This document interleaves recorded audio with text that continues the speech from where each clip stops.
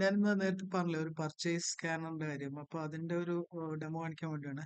അപ്പൊ ഇതൊരു ഗൂഗിളിൽ സെർച്ച് ചെയ്താണ് പർച്ചേസ് ബിൽ സാമ്പിൾ എന്ന് പറഞ്ഞിട്ട്. അപ്പൊ ഈ ഒരെണ്ണം കിട്ടി ഇപ്പൊ ഗുജറാത്ത് ഈ ഒരു സാധനം. ഓക്കെ. അപ്പൊ ഞാനതിപ്പോ ഓൾറെഡി ഡൗൺലോഡ് ചെയ്ത് വെച്ചിട്ടുണ്ട് ഡെസ്ക്ടോപ്പിൽ. അതുപോലെ ഇതിന്റെ ഇമേജ് എങ്ങനെ പ്രോസസ് ചെയ്യണം നോക്കാം. അപ്പൊ ഇതാണ് ആ ഒരു ആപ്ലിക്കേഷൻ ഉണ്ടാക്കിയ ഒരു സാമ്പിൾ ആപ്ലിക്കേഷൻ.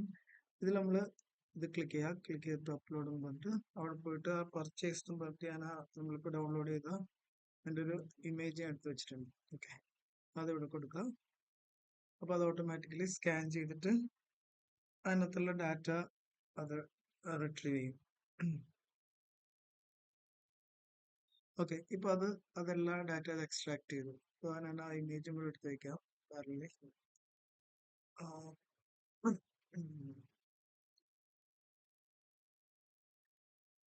ഇതാണ്. ഇപ്പൊ നോക്കിയാല് ആ പേര് ഗുജറാത്ത് ഫ്രൈഡ് ടൂൾസ് അതിവിടെ എടുത്തു. പിന്നെ സപ്ലയറിന്റെ GSTN, അപ്പൊ അത് ഇവിടെ കൊടുത്തേക്കുന്ന സപ്ലയറിന്റെ GST ഇതാ ഇവിടെ കൊടുത്തേക്കുന്നു. അത് ക്യാപ്ചർ ചെയ്തു.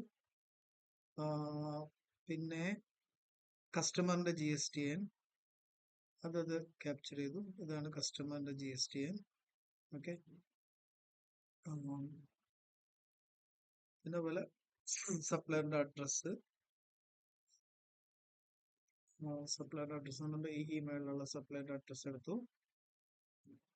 പിന്നെ ഇൻവോയ്സ് നമ്പർ അതെടുത്തില്ല. Invoice number purchase order number എന്നുള്ളതാണ്, പക്ഷെ അത് റിട്രീവ് ചെയ്തില്ല. ഓക്കെ, ബാക്കി ഇൻവോയ്സ് ഡേറ്റ് എടുത്തു, ടോട്ടൽ എമൗണ്ട് എടുത്തു. ഇൻവോയ്സ് ഡേറ്റ് 5th March എന്നുള്ളതും പിന്നെ ടോട്ടൽ എമൗണ്ട് 2216 എന്നുള്ളതും അത് ക്യാപ്ചർ ചെയ്തു. പിന്നെ സെപ്പറേറ്റ് ഐറ്റം ക്യാപ്ചർ ചെയ്തു. അതിന്റെ ഐറ്റം നെയിം,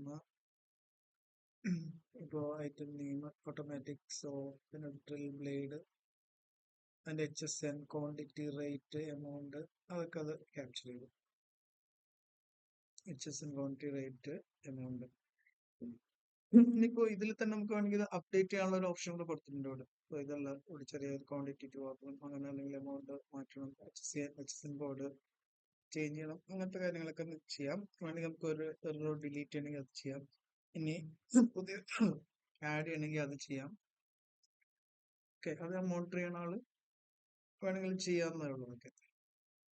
ഓക്കെ, അതാണ് അതിന്റെ പ്രോസസ്സ്.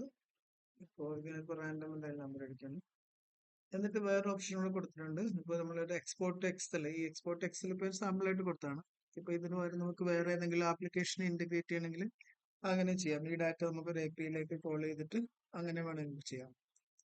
ഇപ്പൊ നമ്മളിപ്പോ ഒരു എക്സലിലോട്ട് എക്സ്പോർട്ട് ചെയ്താണ്. ഇപ്പൊ എക്സലിൽ ആ സെയിം ഡാറ്റ ഇവിടെ കിട്ടുകയും ചെയ്യും.